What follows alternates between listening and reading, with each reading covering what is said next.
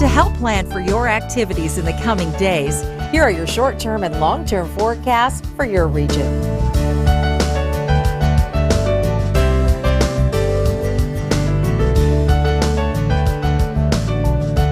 Here's one of your favorite local forecast tunes from 2005. Stay tuned for more in-depth coverage of today's weather headlines.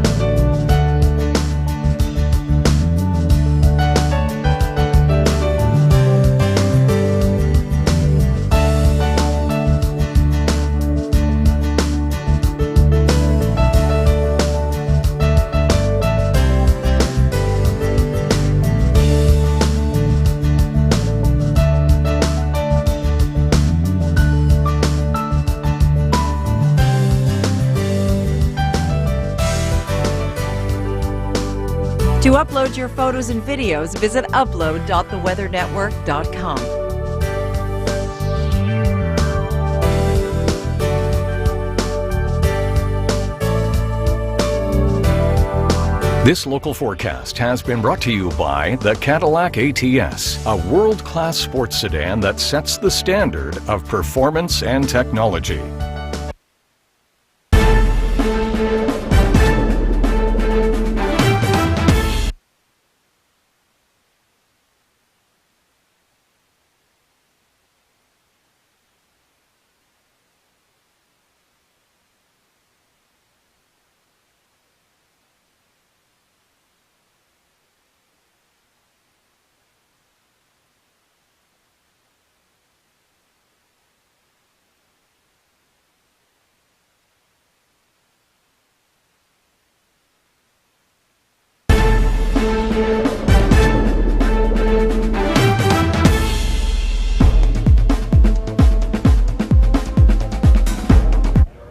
Well, continued stormwatch coverage for the approach of Hurricane Gonzalo. This, as a matter of fact, was Bermuda from earlier today. As folks were out and about surveying the damage, Gonzalo, of course, passed over Bermuda yesterday as a Category 2 storm, last night to be specific. Good news with that is that despite the fact that it was a strong storm moving through with some very powerful winds, there were no reports of serious injuries or deaths as a result, but certainly in terms of the timing of the system at about 8:30 p.m., their time making landfall. Some of the strongest winds, 176 kilometers per hour in terms of the gusts.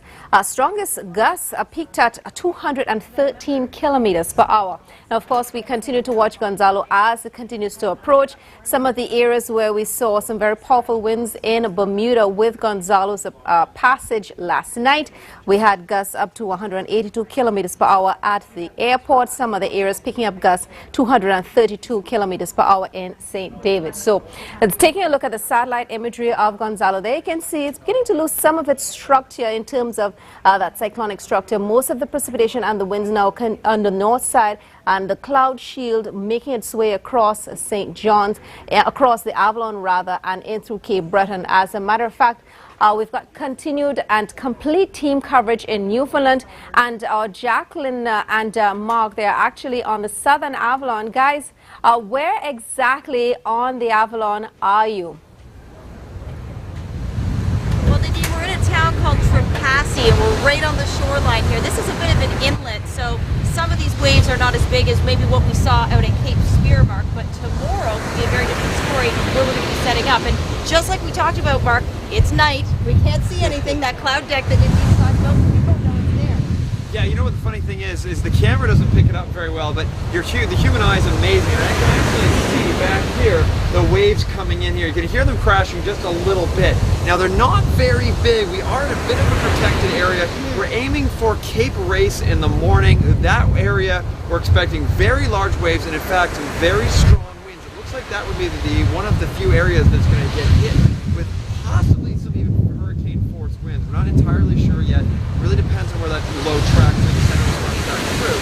So Cape Race tomorrow could be absolutely wild. We're hoping we can bring you live from there to see, but it is going to be wild when it comes in. Right now, it's pretty much the calm before the storm. Yeah, it is. And the European model we were looking at, Nadine, says that there could be 74 knot winds in and around that Cape Race area, which could easily be 140, 150 kilometer per hour winds. So those are strong, sustained winds. So we'll keep a very close eye on things. Back to you. Well, thank you so much, guys. Yes, that sounds like a very strong Category 1 hurricane making its way toward the Southern Avalon. It is expected to pass at least the center of it just to the south. So we take a look at the track there, and as you can see, Category 1 expected to pass to the south as a Category 1 storm. And some of the heaviest intensity in terms of the rainfall and the winds will be through the overnight and for the early morning hours, right around pre-dawn or so, when it is This weather segment has been brought to you by Best Western. Stay with people who care.